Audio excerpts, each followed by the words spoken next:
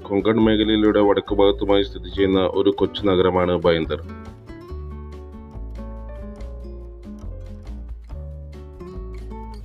Meera ബൈന്ദർ municipal കോർപ്പറേഷന്റെ അധികാര പരിധിയിൽ വരുന്ന മീര ബൈന്ദർ മേഖല മുഴുവനും മുംബൈ സബർബൻ ജില്ലയ്ക്ക് പുറത്താണ് സ്ഥിതി ചെയ്യുന്നത്.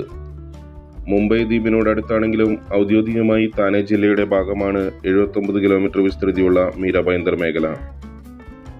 വടക്ക് വസായി കടലെടുക്കും, കിഴക്ക് സഞ്ജയ് ഗാന്ധി നാഷണൽ പാർക്കും പടിഞ്ഞാറ് ഉത്തൻ കടൽ തീരവും അതിർത്തി പങ്കിടുന്ന ഒരു കൊച്ചു ഗ്രാമമാണ് ബൈന്ദർ. വളരെയധികം കാലങ്ങൾക്ക് മുമ്പ് ഉപ്പുപാടങ്ങളും വെള്ളക്കെട്ടും നിറഞ്ഞിരുന്ന ഒരു മീൻപിടുത്ത ഗ്രാമം ഇന്നൊരു മെട്രോ നഗരത്തിന്റെ സൗന്ദര്യം ആവാഹിച്ചു തുടങ്ങിയിരിക്കുന്നു. ഇന്നത്തെ എൻ്റെ യാത്ര മുംബൈ നഗരത്തിന് വടക്ക് പടിഞ്ഞാറൻ ഭാഗത്തുള്ള ഗൊരായി എന്ന സ്ഥലത്ത് സ്ഥിതി ചെയ്യുന്ന ബൈന്ദറിൽ നിന്ന് 15 കിലോമീറ്റർ മാത്രം അകലെയുള്ള പ്രസിദ്ധമായ ബുദ്ധമത ധ്യാന കേന്ദ്രമായ പഗോഡയിലേക്കാണ്.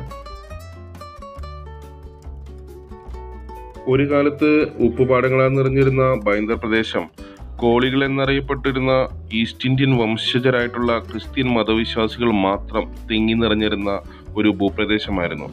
പിന്നീട് എപ്പോഴോ കാലത്തിന്റെ ഓട്ടപ്പായ്ച്ചിലിൽ ഗുജറാത്തികളും മാർവാടികളും അവിടേക്ക് കുടിയേറി പാർത്തു. എങ്കിലും ഇന്നും ബൈന്ദർ നിവാസികളിൽ 40% ഈസ്റ്റ് ഇന്ത്യൻ വംശജർ തന്നെയാണ്. മുംബൈയിലെ ഈസ്റ്റ് ഇന്ത്യൻസിന്റെ ചരിത്രം പരിശോധിക്കുകയാണെങ്കിൽ മതപരിവർത്തനത്തിന്റെയും കോളനിവൽക്കരണത്തിന്റെയും സാംസ്കാരിക സംരക്ഷണത്തിന്റെയും മറ്റൊരു ചരിത്രമാണുള്ളത്. നഗരത്തിലെയും പരിസര പ്രദേശങ്ങളിലെയും യഥാർത്ഥ നിവാസികളായി കണക്കാക്കപ്പെടുന്ന ഒരു ക്രിസ്ത്യൻ സമൂഹമാണ് ഈസ്റ്റ് ഇന്ത്യക്കാർ.